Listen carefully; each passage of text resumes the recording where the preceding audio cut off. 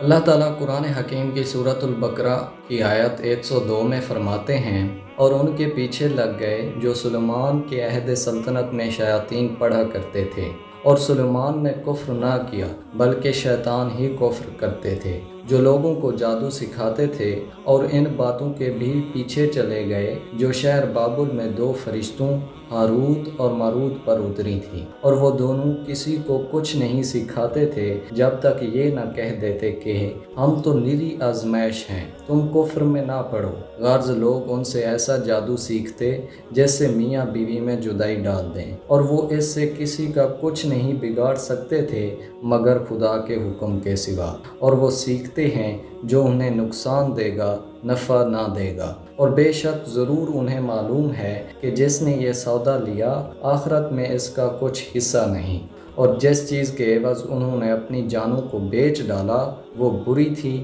کاش وہ جانتے۔ حضرت سلیمان علیہ السلام کو اللہ تعالیٰ نے غیر معمولی معجزات دے کر بھیجا تھا۔ ہواؤں پر آپ علیہ السلام کی حکومت تھی، جنات آپ کے تابع تھے، آپ علیہ السلام ہر قسم کے چرند اور پرند کی زبان جانتے تھے۔ جیسے ہی حضرت سلیمان علیہ السلام کی وفات ہوئی، پیچھے لوگوں نے کہنا شروع کر دیا کہ نعوذ باللہ حضرت سلیمان علیہ السلام ایک جادوگر تھے، لیکن اس آیت کے شروع میں ہی اللہ تعالیٰ نے حضرت سلیمان علیہ السلام کے سچے نبی ہونے کی گواہی دی ہے۔ اس کے بعد اللہ تعالیٰ نے دو فرشتوں کا واقعہ بیان کیا ہے جن کو اللہ نے لوگوں کی آزمائش کے لیے بھیجا۔ اللہ تعالیٰ نے دو فرشتوں ہاروت اور ماروت کو شہر بابل میں بھیجا۔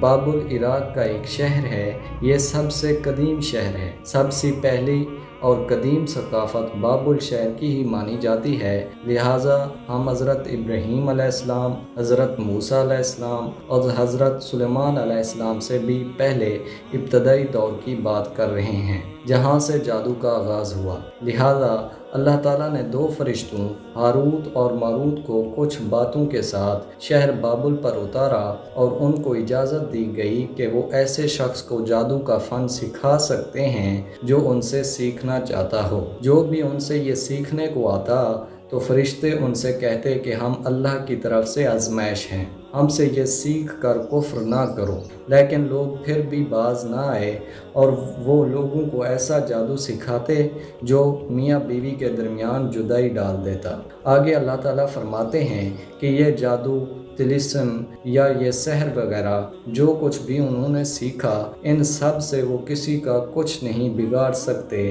یہاں تک کہ اللہ نے اجازت نہ دے دی ہو۔ یہ سارا کچھ جو وہ سیکھ رہے تھے وہ لوگوں کو نقصان پہنچانے کے لیے سیکھ رہے تھے، لیکن اللہ تعالیٰ بیان کرتے ہیں کہ اس سے لوگوں کو نہیں بلکہ یہ خود کو نقصان پہنچانا سیکھیں گے، اور حتمی نقصان کیا ہے کہ یہ لوگ اپنا ایمان کھو دیں گے۔ اور اللہ تعالیٰ فرماتے ہیں یہ چیز جو انہوں نے سیکھی یہ انہیں نقصان دے گی، کوئی فائدہ نہ دے گی۔ اور فرشتوں نے کہا کہ جو بھی ہم سے یہ سیکھے گا اس کا آخرت میں کوئی بھی حصہ نہ ہوگا، لہٰذا جادو کا کوئی بھی فائدہ نہیں ہے، یہ ایک برا اور شیطانی کام ہے، اس کا نقصان ہی نقصان ہے۔ اللہ تعالیٰ آخر میں فرماتے ہیں کہ انہوں نے خود کو کتنی بری قیمت کے لیے بیچ ڈالا، کاش کہ وہ سمجھ سکتے۔ لہٰذا جن لوگوں نے ان سے یہ جادو سیکھا وہ دنیا کے پہلے جادوگر کہلاتے ہیں، اور آج جو بھی جادو موجود ہے خواہ وہ کسی بھی قسم کا ہو، اس کا تعلق کہیں نہ کہیں پیچھے جا کر بابل سے ہی ملتا ہے۔